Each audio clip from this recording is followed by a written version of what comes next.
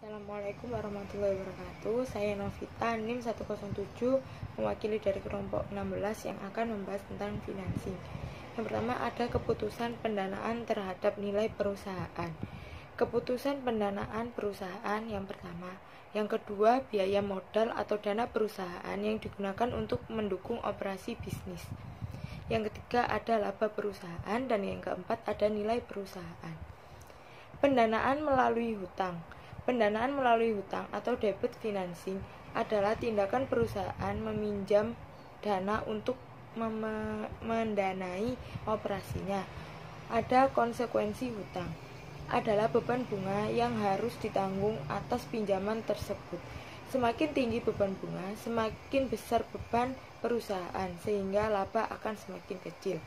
Perusahaan industri itu lebih banyak memerlukan investasi dalam jumlah besar seperti bangunan, mesin, dan lain sebagainya, sehingga membutuhkan modal atau dana jangka panjang yang pada umumnya dipenuhi dari pinjaman dari lembaga keuangan.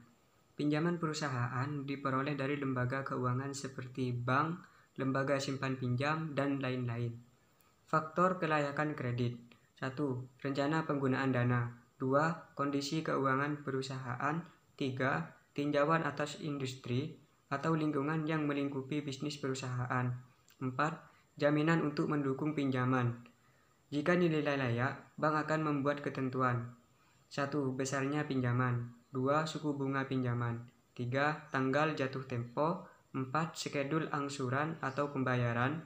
5. Batas kredit bila dana diambil dalam jumlah dan waktu tertentu. Serah terima jabatan.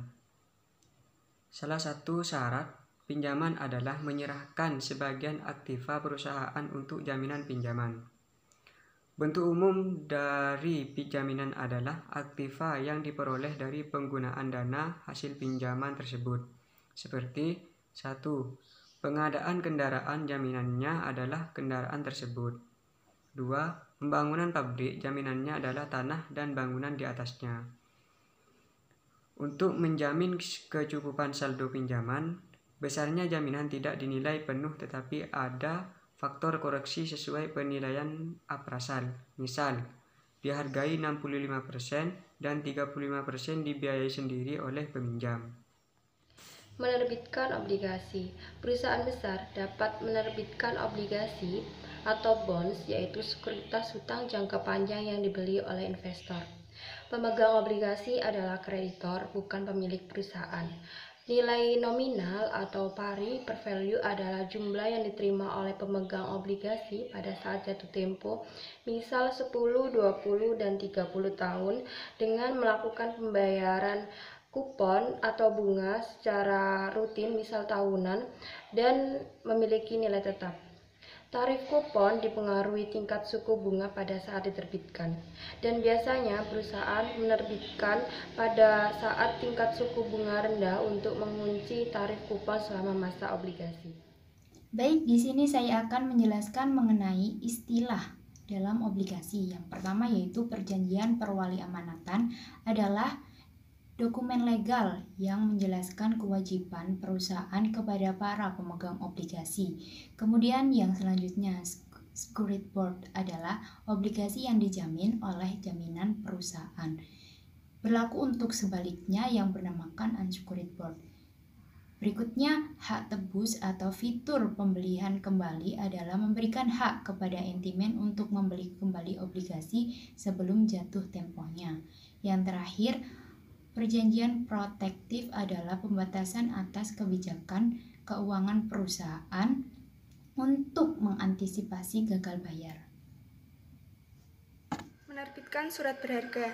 Surat berharga atau commercial paper adalah sekuritas hutang jangka pendek yang biasanya diterbitkan oleh perusahaan dengan kondisi keuangan yang baik. Waktu jatuh tempo normalnya antara 3 sampai dengan 6 bulan. Suku bunga tetap besarnya dipengaruhi tingkat suku bunga secara umum pada saat penerbitan. Perusahaan manufaktur yang menanggung beban produksi sebelum produk terjual banyak memanfaatkan cara ini untuk memperoleh pinjaman. Atau equity financing. Equity financing adalah tindakan menerima investasi dari pemilik melalui penerbitan saham atau penahanan laba. Kebijakan dividen atau dividend policy adalah keputusan sehubungan dengan berapa banyak laba perusahaan sebaiknya ditahan atau dibagikan sebagai dividen kepada para pemilik. Faktor yang mempengaruhi dividen policy yang pertama adalah harapan pemegang saham cenderung selalu berharap ada pembagian dividen jika sejak dulu menerima dividen.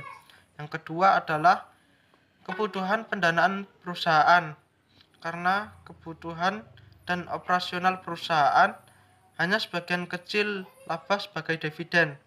Kekhawatiran pemodal akan menuntut dividen tinggi, maka laba dialokasikan menambah atau mengganti aktiva. Kemudian yang selanjutnya adalah menerbitkan saham. Saham terbagi menjadi 3, yaitu saham biasa, saham preferen, dan saham modal ventura.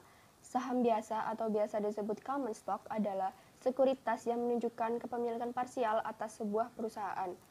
Berhak memberikan suara pada permasalahan penting perusahaan seperti pemilik dewan direksi, keputusan menerbitkan saham biasa baru, dan keputusan penggabungan usaha.